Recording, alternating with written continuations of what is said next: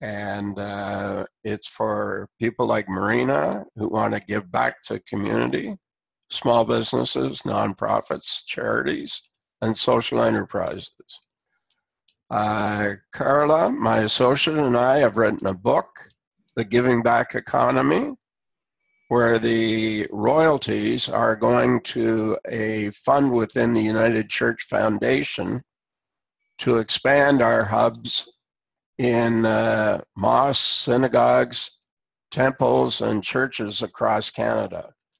So I'm interested in this topic because I am coaching a lady who runs an organization called Ability Online. And the first three letters, DIS, D-I-S, have been eliminated. So it's called Ability Online. And there are about 600 members across the country. And I guess my interest in the conversation is how the United Church can engage with people with disability, whether it's physical or mental. Great. Thank you, Peter. Dithya, would you like to introduce yourself?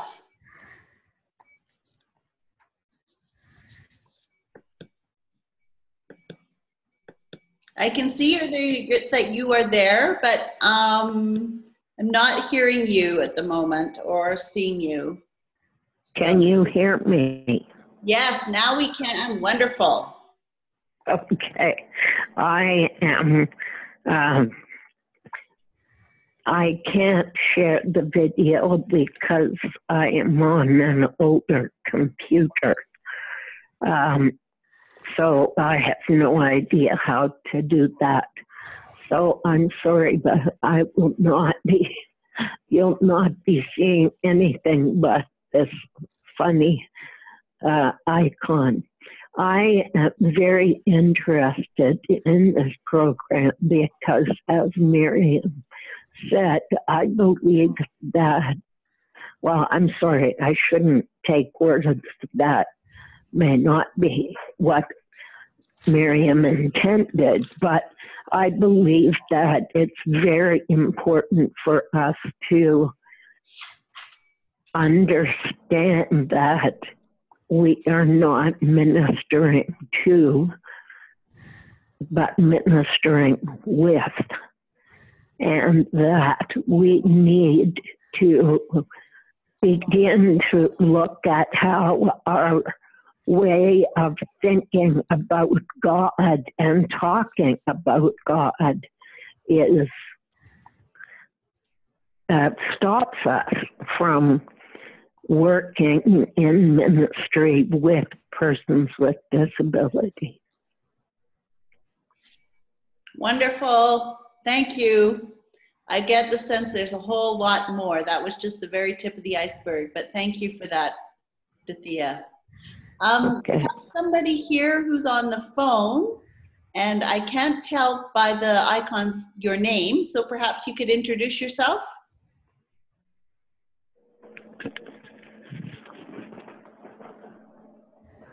Hello? I think that might have been an icon relative to my participation. Okay, so you're here twice. So I should get rid of joint audio.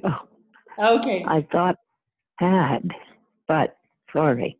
That's no worries. It wants me to enter a number on my phone. You know what, Dithya? I would just leave it for now. We know there's nobody in that square. We'll talk to you. So just leave it, because I'm concerned if you push anything, you might cut yourself off. So right. Is that okay? Yes. All right. So welcome, everybody. It feels like the beginning of a really interesting conversation already. So thank you so much from each of the participants for introducing yourself. Did we get everybody? I didn't miss anyone, I don't think, did I? Hi, this is Colleen. I'm here. Okay. Hi, Colleen. So what we're going to do now is we're going to move and connect with our topic guides, people like Colleen. And so what I would appreciate, so we have Colleen and Sue and Miles, who are here as our topic guides today.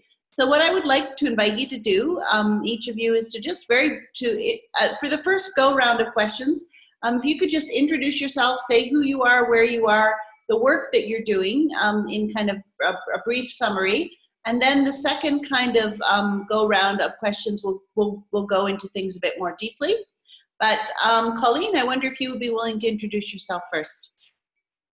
Sure. Thank you very much. I'm Colleen Graham. I'm one of the co-directors at the Raw Carrot Soup Enterprise. We started here in Paris 3 years ago, and we work with individuals who are living on the margins. They may be living below the poverty line. And the group of people that we specifically work with are all on the Ontario Disability Support Program. And we create employment opportunities for individuals who have not thrived within the traditional work environment in the past. And we cook and package and create gourmet soup, and we freeze it and we sell it to the community. And so all of the proceeds of the sales of soup go back into running the business and paying our staff members. As Janice had alluded to, we have now started to walk down the path of social franchising. And Mount Forest United Church is our first social franchise, and we have a number of others that we are in the midst of just looking for some funding to get them off the ground that are ready to go, 2 in Hamilton and 1 in Kitchener. Thank you, Colleen. Maybe next I'll go, Sue, if you would introduce yourself and say what project you're associated with. Sure. So my name is Sue Crawford. I am currently in Calgary, Alberta, and I am a pediatric nurse clinician with the Child Development Center here in Calgary, doing my thesis on the study around the experience of disability, and I'm the CEO and co-founder of a social enterprise called Enable, and we match people with disabilities to support workers. So. Oh, now you're muted. Saying, I'm feeling like I should know about you, but I don't. So I'm looking forward to this opportunity to get to know what's going on. That's great. Sue, I'll just ask you, how did you get connected with EDGE and the United Church? Yeah, so my mentor is Carla Langhorst, which it sounds like Peter already knows quite well as well. And so her and I actually connected through the Social Innovation Challenge last year and then stayed connected. And she's been a mentor of mine to try to push my company forward. And so she's obviously a big ally for United Church. And so she had suggested that I come in and kind of be able to contribute a little bit my knowledge to the conversation. So great, thank you. Miles, would you like to introduce yourself and where you are and what you're doing?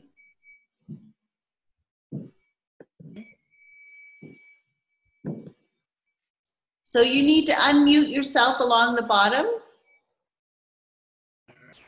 There you go. There, all right. Well, sort of like Liz, when I opened my email on Saturday, I discovered I was a topic person. And in good United Church fashion, I guess, I figured, well, I'd never been to one of these meetings, but I guess it's better to jump in head first and be a topic person and learn it as I go along. I'm been minister at St. Paul's United Church now for 4 years. In my second year, the congregation adopted the Vera Plynn Association group in the town as part of their outreach ministry. And the more events that I attended as a guest of the Vera Plynn organization, people with intellectual disabilities, the more I realized that there was a common thread of need amongst the clients and parents of the individuals that came to the social events that the church would host, and that was the fear that when the parent got older and passed on, there would be no one to look out to this adult child who wasn't able to fend for themselves. We have several clients that have worked since they finished school 23 years ago, but they have no idea what money they're making, how much, and that kind of thing. So it was a common concern that like there's 50 clients off the Vera Palin chapter in Deer Lake, and the majority are in that same boat, to use a Newfoundland term, and it was a great concern.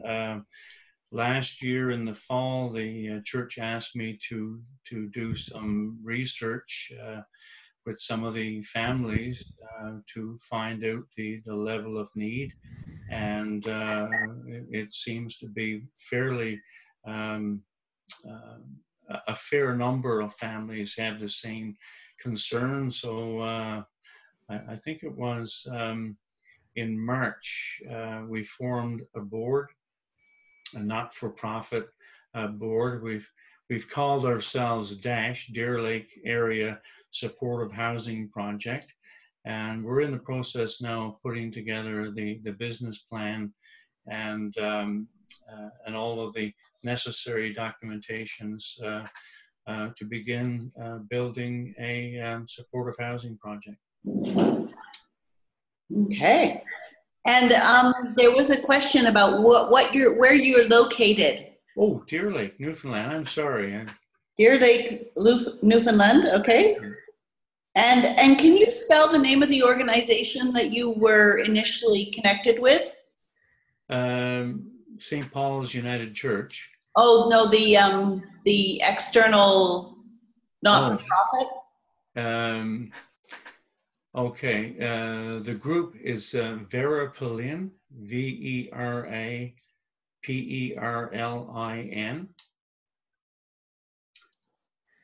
Okay. And the Vera Palin Association or Society, they started on the East Coast. I'm sure you all know John Crosby, politician. Yes, no? Okay, well, anyway, Vera Palin is John Crosby's sister. And when she was being educated, she went to England, and she was exposed to how the English in London provided opportunities for people with intellectual disabilities or abilities to be able to function and have input into activities that gave them opportunities to contribute and in a meaningful way in the community. And so she brought that idea back to Newfoundland. And it started growing in St. John's. And actually, I'm proud to say that the chapter in Deer Lake is probably the largest and most active in the whole province. So there's a number of teachers here that serve on with the association. We're also special ed teachers, and there's 50 clients that we know of, but with some knowledge that we're gaining by the day, it looks like it's probably closer to 60 individuals that may very well be needing a supportive housing environment in which to live. Great. Okay, thanks, Miles. Colleen, I'd like to come back to you. Can you kind of share a little bit about kind of what's the Raw Carrots connection with the United Church and with EDGE? And that's my first question anyway. Sure. So we attended the first Social Innovation Challenge in Toronto, and we were the winners of that. And we've been able to grow our pilot site here in Paris because of the support that we received. And excuse me, through that, we met Carla and we met Peter, and we've stayed quite connected in with them. We've been able to speak and share our story at a couple of the United Church events as well, through the United Church Observer. Okay. And sorry, are you actually located in a church or not particularly? Oh, yeah, we are. We are a ministry of the Paris Presbyterian Church. Okay. And we run under the umbrella of the church. Okay. Okay. So is this kind of, is this a full-time operation or? Right. So the work of the Raw Carrot, so we'd like to become a full-time business at some point in time. Right now, our staff work they work Tuesdays, Wednesdays, and Thursdays. They make the soup both days, they package the soup.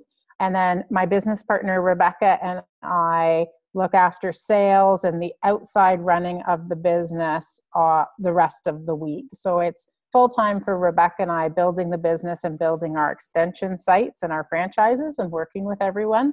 For the staff right now, it's a 3-day-a-week role. Soup sales definitely slow down in the summer. So our hours are very heavy through September till March. And then once April starts to hit, start to slow down. So we cook lots of soup and fill up our freezers, and then we sell it all summer, but the staff don't actually work in the kitchen all summer. We are sold retail, and so we continue to build those retail pathways, hoping that at some point we'll definitely be able to keep the staff working all summer long, but we're not at that point right now. Okay. And the staff, are they physically or mentally disabled? So our staff have a variety of different disabilities, challenges. So the majority of our staff, some of them have mental health illness, some of them have physical disabilities, and some of them have intellectual disabilities.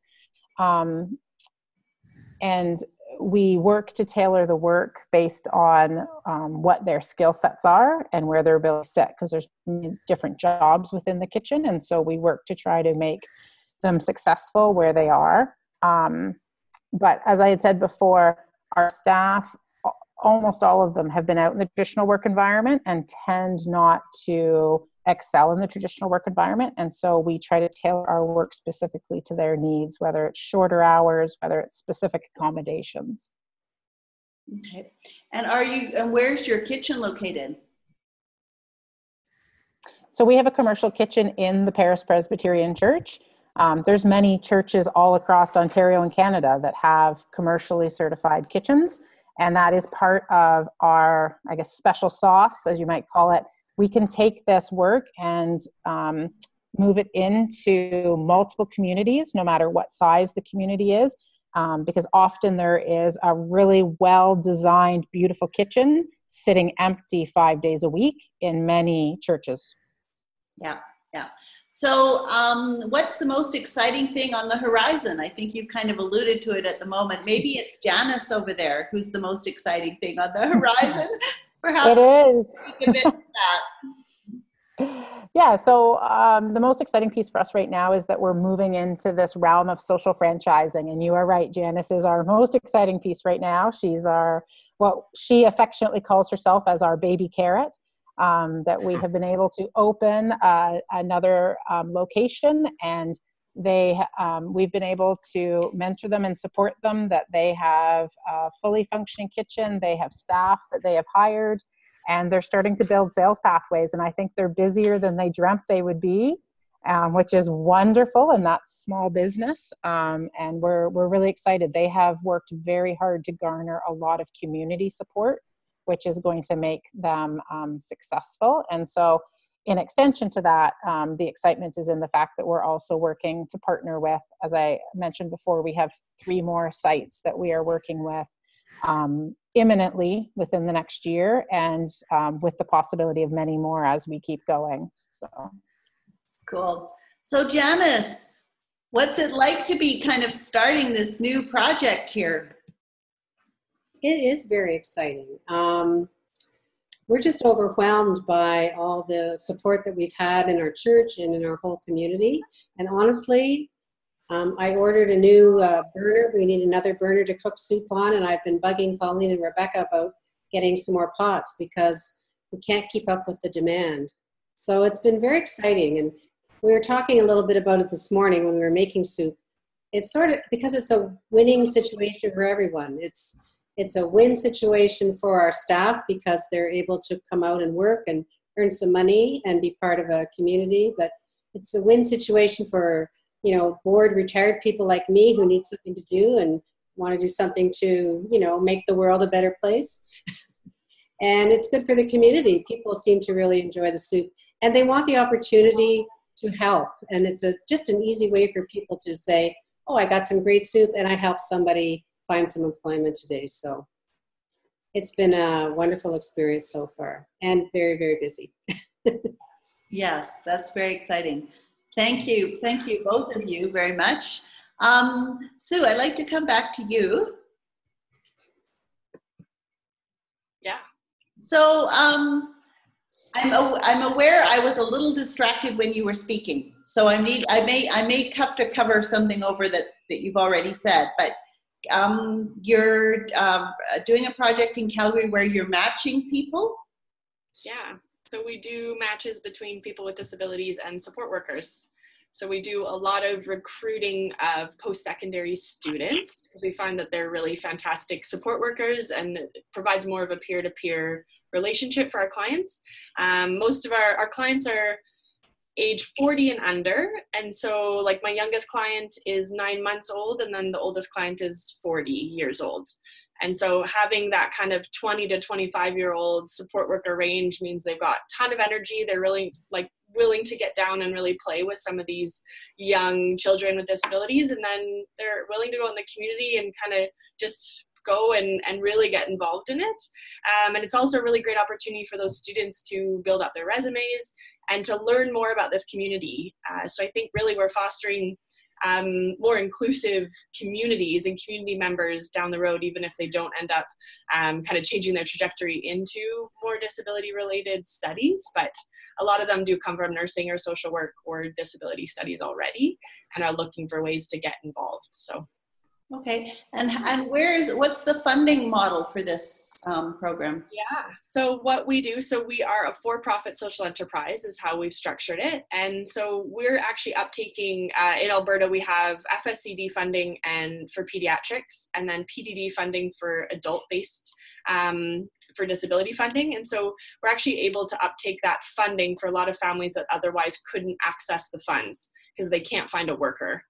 And so we're able to funnel that worker based on shared interests, where they live in the community. So we try to do the same community, if not the same quadrant of the city. So it's short commutes for them, and get them involved in something that they would otherwise be doing anyway, say going swimming or snowshoeing, things like that, that they already love doing. And so if they can do that and get paid for it, then it's as close to a genuine friendship as possible. But just a way for families to be able to uptake funding that they already have not been able to uptake. And the reason they can't use it is because there's not enough people that are able or willing or know of the opportunity of being support workers? Yeah, in my perspective, I think that a lot of other community members don't actually know that this support work position is something that you can do without a lot of previous experience, and specifically without a diploma or degree. And so a lot of these young people go in with no experience whatsoever, and families are able to foster that learning and help them get to where they hope that they can be. Obviously with young people with disabilities that have more like behaviors or aggression, then we make sure it's somebody who has more experience. But for the most part, a lot of the young people with disabilities that we work with, they have more social-based needs as opposed to behavioral needs. So they just want somebody to go to the mall with that's cool. And so going to the mall with mom is not cool anymore, but going with a 21-year-old is cool. And so they really enjoy that and have that ability to make a friendship and learn some of those social skills in a more casual environment. Great. Okay, thank you. And what's the most exciting thing on your horizon at the moment? Well, In August, well, obviously we're very seasonal because a lot of the families will need support during summer camps, for example. And so in August, we put through almost 1,000 hours, which was amazing. And so we're growing super rapidly. We've more than doubled in the last month. And so I'm definitely overwhelmed with the amount of response that we've had. And now we've started expanding out of Calgary, and we have matches in Edmonton and Lethbridge, as well as kind of further outside of Calgary and like Airdrie, Cochrane, and Okotoks. So it's very exciting. And so hopefully we can kind of move within the province by the end of the year and be able to do even more matches. So how are people who want to use this opportunity finding out about you? I actually don't do any advertising. And so this is all just word of mouth that people have come my way. That being said, obviously there's different organizations that I work with that do funnel clients my way. We will be doing marketing once we expand our team a little bit more, but to do, like right now I have a 50 family wait list. And so there's no point adding more families to that wait list until I start really kind of narrowing down the number of people waiting. So then at that point, then we'll be able to expand out. We're just at a weird transition where we have a team of 3 and we're able to keep up with what is coming our way. But if we expand out anymore, then we need more people. So we're kind of trying to figure out where that balance is for us right now. And how are you finding the folk that are being the support workers? We do recruiting at post-secondary institutions in Calgary. And then if there's someone, say, in Lethbridge, then I just do advertisements at U of L or whatever university is in that area. And then I'm able to just recruit people extremely easily. A lot of people just didn't know that they could access this area before and really want to, but just didn't know how. And so just give families the tools to be able to interview support workers appropriately, and then give the support workers the tools they need to start this type of work. Great. Yeah. Thank you. Okay, Miles. Hello. Hello. Hello. So the project that you're involved with is kind of working with the community to help create a housing project that will be appropriate for folk who have disabilities, who may be aging and whose kind of guardians have passed or are no longer able to play that role. Yeah. Yeah. And what's the most exciting thing on your horizon at the moment? Well, it's been a steep learning curve. Being a minister, a clergy, a preacher for just about 30 years. Now I have 4 years before I retire, but I don't think I will be retiring. I have enough work to keep me going, I'd say, for another 10 years or so. But certainly there's been a number of events, meetings that I've attended, both in St. John's and here in Deer Lake and Corner Brook. In fact, there's on the 16th of October, the global disability expert, Dr. Leighton J., is hosting 2 sessions at the Civic Center in Corner Brook.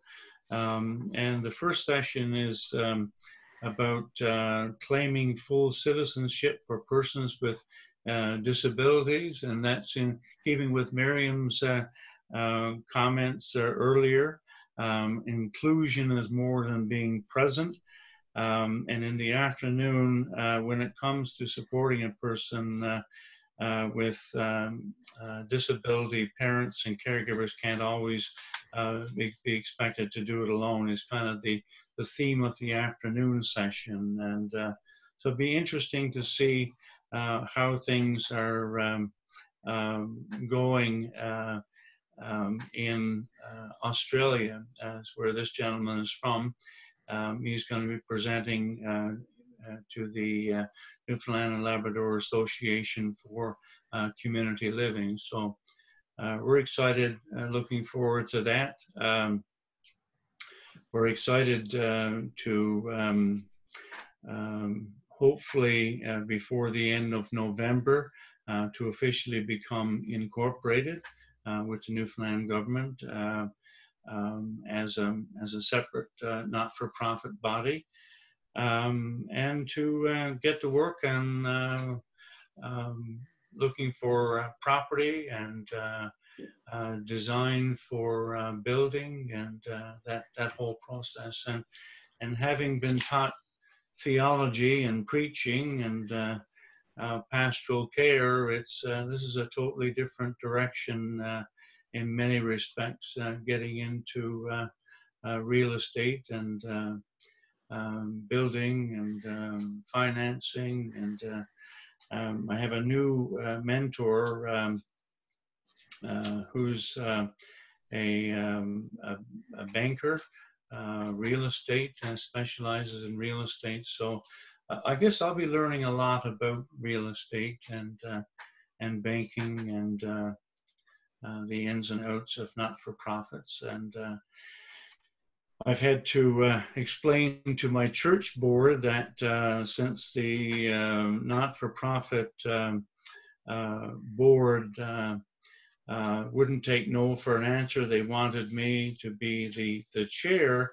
You know, the church is not going to be able to get the same level of regular pastoral visitation and regular church work that I've been doing for the last 4 years since I've been here, but certainly for the last 28 years that I've been in ministry. So that's a challenge too, because I've always found that visiting in the community was life-giving. I'm not a person who loves sitting in the office playing with computers and writing and typing. I'm a people person who likes being out with the people. So, but it's also exciting to be able to, you know, in being aware of the level of need, to work on providing a response to that need. Great, thank you.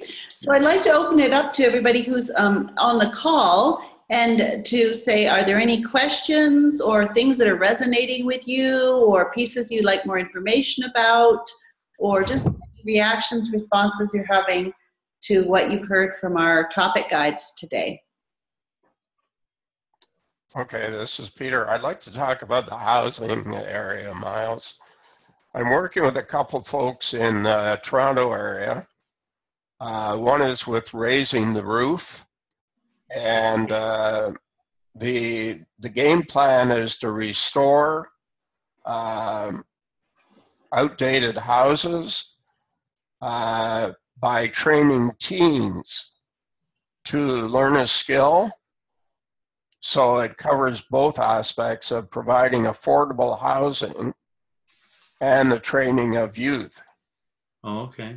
So if you'd like to connect with me at Peter A. Miller at Rogers.com. Peter A. Miller at Rogers.com. I can give you a lot more information. Great, thank you, Peter. And what I'll do is I'll be, unless I hear otherwise, I'll share everybody's emails. So you'll be able to kind of follow up with people if there's things that you want to connect about as well. So that's great. Sure. Any other thoughts or things that are kind of coming for you? I was hoping I could leave a message for Janice as well in Mount Forest. If you could send me any information on how the system works for raw carrots, I would appreciate it. And you can find all the contact information at Hillcrest United Church, Montague, PE. And it sounds interesting. I actually live next door to a group home from Inclusions East, which is made for those that have disabilities in my small town. And they have a workshop that makes park benches and things like that. And we have a knitting group at church who does knitting through their retail outlet to raise money for them. And this sounds like maybe another opportunity they would be interested in. Okay, it's a great opportunity. There is a website for the whole Raw Carrot group, www.therawcarrot.com. And yeah, but I will be in touch with you via email. That would be great. Thank you very much. And Colleen and Martin, you do know Colleen is the kind of the leader behind this project.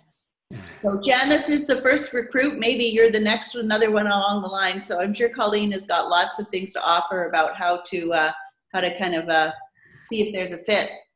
Well, it's just that Janice will know all the bumps in the road because I'm quite familiar with Mount Forest. Ah, okay. There are no bumps in Mount Forest. Oh. It's all smooth sailing. Pretty much. All right, right. So you want the story of someone who's kind of been trying to do it within their church, and what's made it easy and what's made it challenging. You're wanting the inside scoop on that, are you? That's it, the inside scoop. That's right. Okay, okay, Can right. I just add something there? Yes.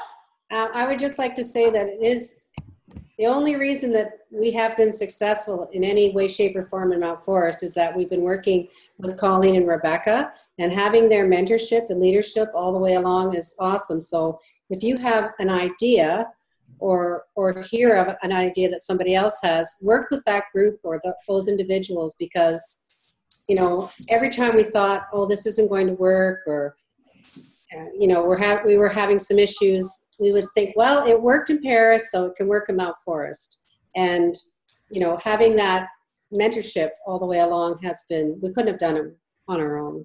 Without them, we wouldn't be in Mount Forest. Great, cool. Any other kinds of questions or resonances or reflections on what you've heard so far today?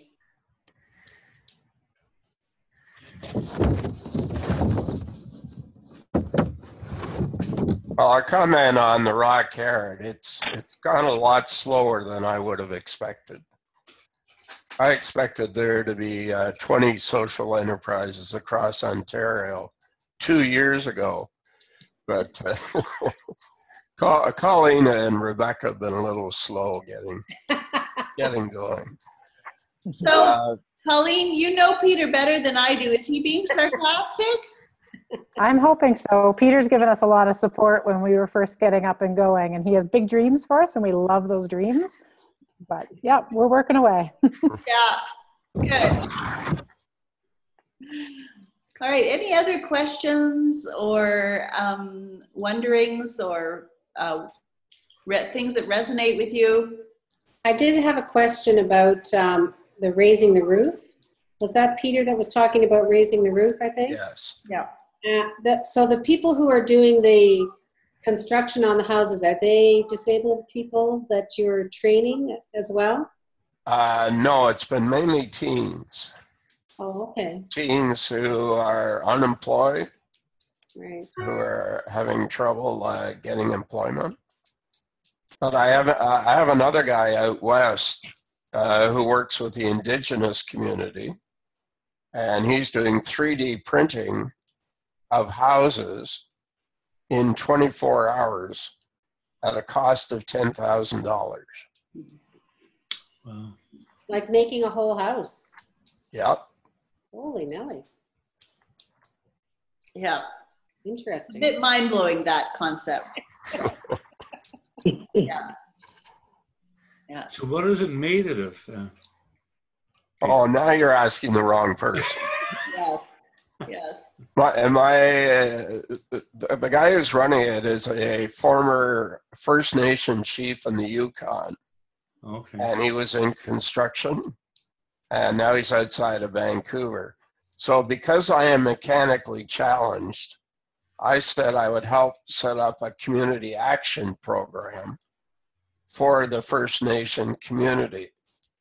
And that would be social, cultural, economic, spiritual, and so on. So I've just drafted a business plan for him. Having worked with over 2,000 business plans, if anybody needs help in terms of business planning, I'd be glad to help you. Great. Thank you, Peter. So, Colleen, Could I? Go ahead. Who's speaking? This is Dorothea Webster. Hi. I'm in tiny town north of Highway 7 in southeastern Ontario. And I'm interested, Sue, in your initiative, and I'm not certain that I understand the Alberta system, but are there not provincial support workers for these individuals? Yeah, so there's two different types of funding. So one's pediatric based and one is adult based funding. And so they'll have what's called a case worker that will manage their case and let the families know how many hours they have towards respite or community development aids, but they don't provide that respite worker or that community development aid to the family. They do have databases where you can sign up to be matched through the government, but it could be years before you hear anything. Like one family I recently talked to has an 11-year-old with autism, and they've been on the wait list for 6 years. So it's unacceptable the way that it's currently going. And so I'm really actually surprised that nobody else has taken up this area before, because it seems so obvious to me to get these young people involved that otherwise couldn't find employment or are underemployed as post-secondary students. And they can come into this role about $16 to $18 an hour on average. And so it's pretty competitive for somebody who's about 20 years old to get involved in that. And like I say, they have the energy to really get in and play or help this person develop life skills if they're in the adult realm. So your funding pays these support workers. It doesn't pay you. Correct. So we have a transaction fee model, and so we add a service fee on top of the wage. So the government pays the wage, and then the families or that person independently pays our service fee. Okay. Yeah. Did you have that low, but that's the only way that we can cover it. The government is willing to cover it for low-income families. They've agreed to cover it for those families that have expressed financial need. Yeah. Okay, any other, is that good, Dithya? Yes, thank you. All right, any other questions? Marina? Yes, I do have a question. Where are you actually finding those families with disability? Because we have a program with art-related program. We are helping people with different art activities. It can be inclusive dance, it can be paint classes or 3D printing fans classes. But the problem is we approach to community living and the other organizations who's dealing with people with developmental disabilities.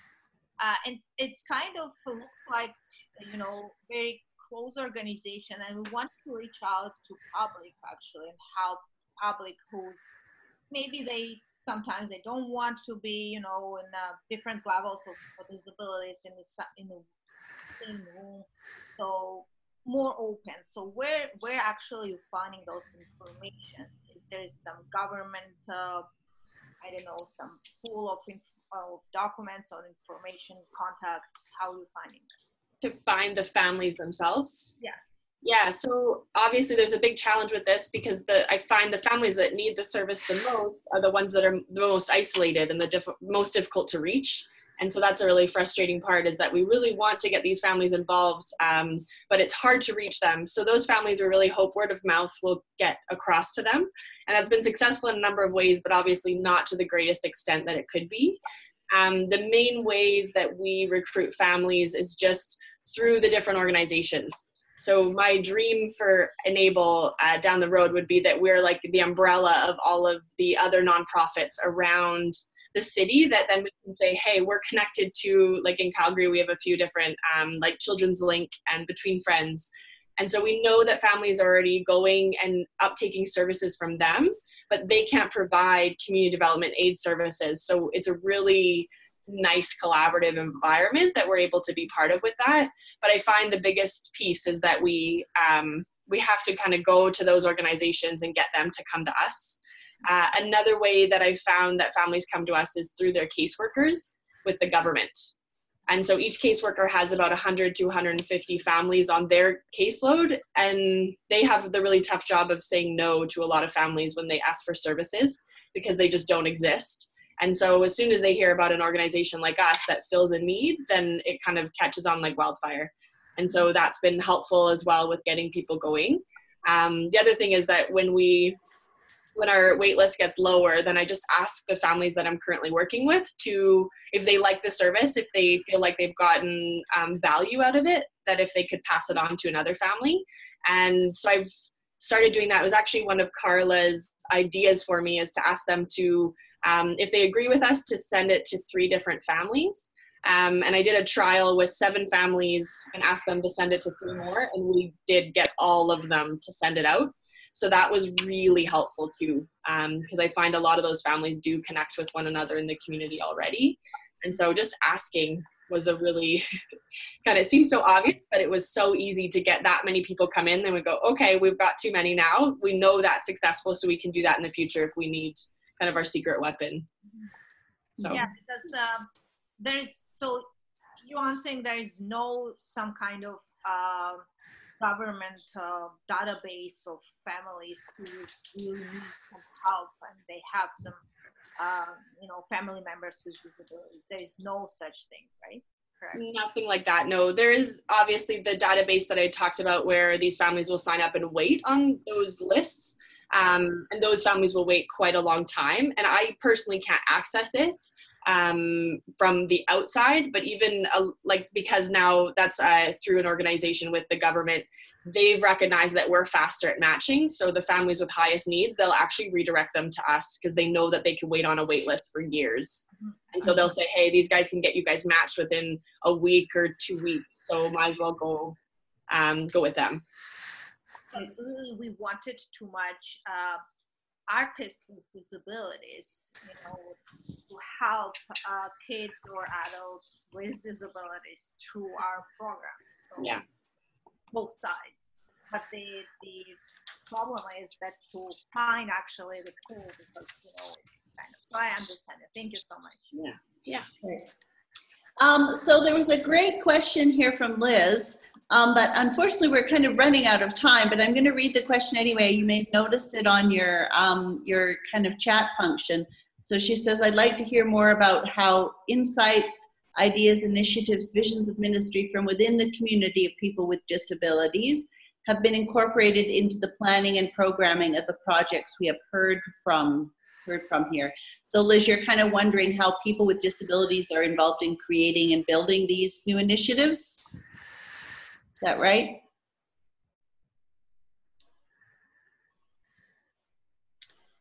So we're at 11:58, and it's just about time for us to kind of conclude our call. And Liz's response is, yes, we seem to be missing those voices. So thank you, Liz. Yeah. So what I'd like to invite you to do is by way of kind of checking out and concluding our meeting, if you could very, very briefly, because we've got 12 people and we only have 2 minutes, just say one thing or one word or one thing that you're going to take away that's been the gift for you from this call today that you're going to take away with you. So I'll unmute everybody and just invite you to kind of speak and say kind of the gift, what you're going to take away from this call today. Just jump in. There's so many great initiatives out there. It's good to know what everyone else is doing and that we can all help each other. Thank you, Janice. Yeah, just the encouragement of all the work that's happening and all the amazing ideas that are being put into practice, and the fact that there's so many people supporting them within their communities to become successful. Great, thanks, Colleen. We were on the right track back in just after Easter. We had a joint meeting with clients, their families, and their workers, and members of the church that work with the Airplane Association. So we're certainly on the right track there. So I guess that's the one word, right track. Right track. Okay, great, wonderful. Any other final parting comments about the gift that you've received from this call? Well, we have a huge community garden at the back of our church at Hillcrest, and it's got lots of carrots, and now we know what to do with them. You never have too many carrots. And I think for me, it's around kind of a sense of community within that even hearing about the Raw Carrot story, that a lot of this stuff has expanded so quickly. That's kind of exciting to hear, because we hope to kind of start moving that direction soon as well. And so we're more centralized within Calgary, but we're excited that there's opportunity to expand outward from there. So. Great, thank you. Marina? Yeah, I guess share, share, and share. So if you hear, when you hear more, you can actually spread the word, and it helps for both sides. So yeah, just share your story and move forward. Miriam, would you like to share what's been stood out for you from this call today?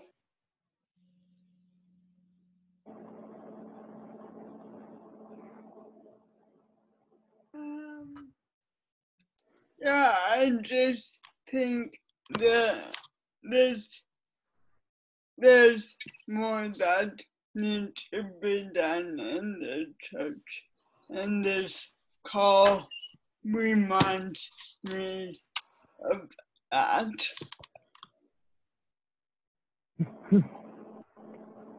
Okay, thank you. Dithia? I would agree with what Miriam said and the point that Liz made, which is that it would be very good to hear how communities are working with the community of people with disabilities in both the planning and the ongoing management of these projects. However, the one word would be inspiration. Great. Thank you. Well, thank you everybody for participating in this call. It's been rich, like a good soup. It's been lots of variety and lots of goodness. So thank you very much. And please complete the survey that I'll be sending out to you, and take a look at the rest of the online conversations that are coming up over the next month and a half. And feel free to join them and share with your network if it's been of value to you. There may be calls that are a good fit for other people as well. So thank you very much, and have a good rest of your day. And maybe we can just wave to say goodbye, and hopefully we'll connect again at some point. Take care. For sure.